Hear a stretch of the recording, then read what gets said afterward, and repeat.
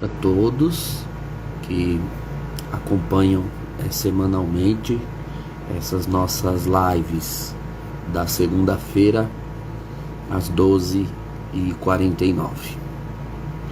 Nós estamos na segunda-feira da Semana Santa. Na semana passada eu fiz uma breve explicação sobre o sacramento da penitência, que também é chamado de sacramento da confissão ou sacramento da reconciliação. Hoje eu gostaria de fornecer a vocês alguns passos para que a confissão ela seja feita com primor, com qualidade, não é? Eu tenho aí os meus 9 anos de sacerdócio, graças a Deus, dispensando ao povo esse sacramento, e desde muitos anos, pela misericórdia de Deus, tenho frequentado o sacramento. Que alegria e paz nos dá o coração quando nós fazemos uma boa confissão, não é? Essa semana eu também vou buscar uma boa confissão para celebrar com alegria a Páscoa do Senhor. Agora, eu percebo que algumas pessoas têm dificuldades de fazer uma boa confissão por diversas razões, não é? Ou porque não entendem o que de fato é o sacramento, ou porque confundem o sacramento com outras ações eclesiais e pastorais que um padre possa fazer, ou porque realmente não tiveram a sua consciência devidamente formada, não é, naquilo que é próprio da doutrina do sacramento. A primeira coisa que nós precisamos compreender é o que é pecado. Acredito que o senso de pecado se perdeu na mente de muitas pessoas, para um extremo ou para outro, não é? Existem duas formas das pessoas perderem o senso de pecado. Primeiro, para o extremo da ignorância mesmo, do que seja pecado, e aí a pessoa começa a achar que não tem pecados, não consegue se acusar, ela realmente não acha que nada do que ela faça ou deixe de fazer seja pecado propriamente dito, não é? É a chamada consciência laxa. Então uma pessoa pode ter consciência laxa, é aquela que pensa que nada é pecado, que ela não peca. Existe o outro extremo, que é a consciência escrupulosa. É a consciência da pessoa que acha que tudo é pecado. Ela é literalmente paranoica. Tudo que ela faz, vê, fala, pensa, ela já reputa como matéria de pecado. A gente encontra um pouco de tudo no confessionário, não é? Infelizmente. Então tem pessoas que quase nunca se confessam porque acham que não tem pecados, e existem pessoas que confessam até demais, banalizam o sacramento, né? Frequentam demais o confessionário porque são escrupulosas demais. O que é o pecado? Não é, para início de conversa, o pecado é uma situação na qual a alma se afasta de Deus e da sua vontade. O pecado é, antes de tudo, uma ausência. Grave isso, o pecado é uma ausência de Deus. E no estado de ausência de Deus é que eu me pego capaz de um ato, ou acabo me omitindo em algo que eu deveria fazer. Então, antes de qualquer coisa, o pecado é uma ausência. quando Deus não está na minha mente, quando Deus não está no meu coração, então dessa ausência de Deus decorrem atos de pecado. Dessa ausência de Deus decorrem omissões que não deveriam existir. Então, às vezes isso ocorre, né? Se a gente pergunta para a pessoa o que é pecado, aí ela entende que pecado, o conceito de pecado da pessoa é o conceito de crime civil, né? Ela acha que pecado é o que o Código Penal diz que é crime. Pecado é roubar, pecado é matar. Veja, meus queridos, um crime geralmente é um pecado, mas existem pecados que não são crime e nem por isso deixaram de ser pecado. Pecado é uma realidade que nos foi revelada. Você entende? É Deus quem define para nós o que é pecado ou não. E por que é Deus quem define? Ora, pela mesma razão que você é quem define se você julga que uma pessoa está perto ou longe de você. Quando você gosta de uma pessoa, ama uma pessoa, e aí você a procura e diz: nossa, fulano, você tá meio frio comigo, você tá estranho, você se afastou de mim. Aí você diz para ela: não, eu não me afastei. Poxa, eu penso em você todo dia, toda hora eu tenho você em mente. E isso convence você de que ela continua próxima? Não. Você é a pessoa que pode dizer se sente o outro próximo a você ou não. Então, quem pode afirmar que uma coisa é pecado ou não? Deus. É Ele quem sabe se nós estamos próximos dele ou não. Você pode pensar em Deus, você pode lembrar dele, e não necessariamente buscá-lo, cultuá-lo. Você entende como o pecado começa aí, né? Num afastamento existencial de Deus. Então o pecado, antes de tudo, é uma ausência. Quando você se ausenta. Nós temos um método, não é, antigo, para usarmos como bússola quanto àquilo que é ou não pecado, que são os mandamentos. Os mandamentos, eles são o mínimo, né, o mínimo que um ser humano deve cumprir para fazer a vontade de Deus.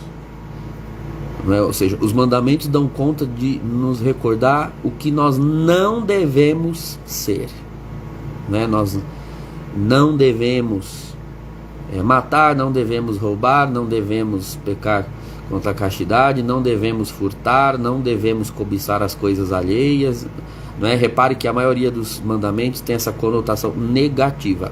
A maioria deles diz o que você não deve fazer. O que você deve ser e fazer é o Novo Testamento que dá conta de aprimorar, não é? Jesus Cristo é aquilo que devemos ser. Os mandamentos, Moisés nos apresenta aquilo que não devemos ser e não devemos fazer. Então, imagine assim, para você ser salvo, você precisa sair do menos 10 e ir aqui para o 0. É suficiente? Ainda não. Você precisa depois sair do 0 e progredir. Então, da condenação para a salvação e da salvação para a santidade. Os mandamentos dão conta de nos tirar daqui e nos colocar aqui, tá? São o mínimo necessário. Depois vem a santidade do cristão, que consiste no progresso na vida espiritual. Então, Mateus capítulo 5 apresenta: ouvistes dos antigos, não matarás. Então, não matar é chegar até aqui. Não matar com atitudes, não matar com palavras, não é? Não agredir, etc. Então, você já não é ruim. Eu, porém, vos digo, quem se encolerizar com o irmão já está errado. Você entende? É mais do que não odiar o irmão, você tem que amá-lo. Disseste que foi dito, não cometerás adultério. Eu, porém, vos digo, quem olhar com desejo já adulterou no coração. Você veja que o evangelho, ele supera a lei. Supera não no sentido de eliminar, supera no sentido de plenificar, levar mais para cima, tornar plena, tornar perfeita a lei. A lei, ela tinha um limite. Consegue entender? Então os mandamentos são o começo, não é? Pegue os mandamentos, leia. Eu recomendo a você, nós não temos tempo, né, para isso aqui hoje, porque a nossa live ela é curtinha na segunda-feira. Eu recomendo a você que você busque, hoje em dia tem tanto na internet, não é? O exame de consciência. O exame de consciência, eu tenho alguns aqui, não sei se vai ficar legal na câmera, acho que vai ficar ao contrário, né? Fica o contrário. Mas dá para vocês compreenderem. Geralmente você encontra um texto assim, exame de consciência, e ele apresenta várias perguntas, não é? E diante das respostas das perguntas você tem como referência o que é pecado e o que não é perante os mandamentos, não é? Então, né, a primeira pergunta que está aqui: quando me confessei pela última vez? Se lembre que o mandamento da igreja reza que nos confessemos uma vez ao ano. Se faz mais de um ano que você não confessa, então já é um pecado contra o mandamento da igreja. Então na confissão você vai dizer: padre, já faz tanto tempo que eu não me confesso. Depois tem aqui, a confissão foi bem feita ou eu calei por vergonha de algum pecado mortal? Então, ela foi bem feita? Tem que fazer um exame de consciência, né? Eu já falei aqui sobre como lidar com a vergonha na confissão. Na semana passada eu falei sobre isso, não é? Aí tem lá, primeiro mandamento, que é amar a Deus acima de tudo. Então tem várias perguntas para que você se examine e veja se você pecou contra esse mandamento. Deixei de fazer orações diárias por preguiça ou vergonha? Então, se você é uma pessoa que já não tem oração diária, uma disciplina de oração, você já cometeu pecado. Agora perceba, é crime não rezar? Não, não é crime. Nunca vi dizer que uma pessoa vá para a cadeia por não ter rezado. Hoje em dia, no país que nós vivemos, no mundo que nós vivemos, capaz que uma pessoa vá presa por ter rezado, né? E não por não ter. Mas não ter comunhão com Deus já é pecado. Aí você pensa, mas eu não fiz mal para ninguém. Pare com essa ideia ridícula de que pecado é só o ato mal. A omissão também é má. E portanto é pecado. Uma coisa é pecado ou não em referência a Deus, não em referência aos outros ou à vida social. Esse é o segundo nível, é a segunda dimensão do pecado. Jesus disse: o primeiro mandamento é amar a Deus, e o segundo é semelhante a esse, amar o próximo. Então fazer mal a alguém, agredir alguém, é o segundo mandamento. Tem um anterior a esse. A tua relação com Deus é critério para definir se você está em pecado ou não. Você pode ser a pessoa mais justa do mundo do ponto de vista social, e o maior pecador do ponto de vista espiritual. Tem muita gente assim, que acha que porque não mata, não rouba, é uma pessoa honesta, ela não tem pecados. Não, filho, você é um bom cidadão. Não significa que você é um bom cristão. Ser um bom cidadão é o mínimo que uma pessoa na vida social deste mundo precisa fazer. Mas quem é cidadão do céu, além de bom cidadão na terra, tem de viver boa cidadania celestial, não é? Então, você vai fazer essas perguntas, né? Procure um bom exame de consciência. E ao fazer a sua confissão, seja específico, tá? Porque às vezes as pessoas maquiam, não sei muito bem conjugar essa palavra agora. Elas gostam de maquiar os seus pecados, não é?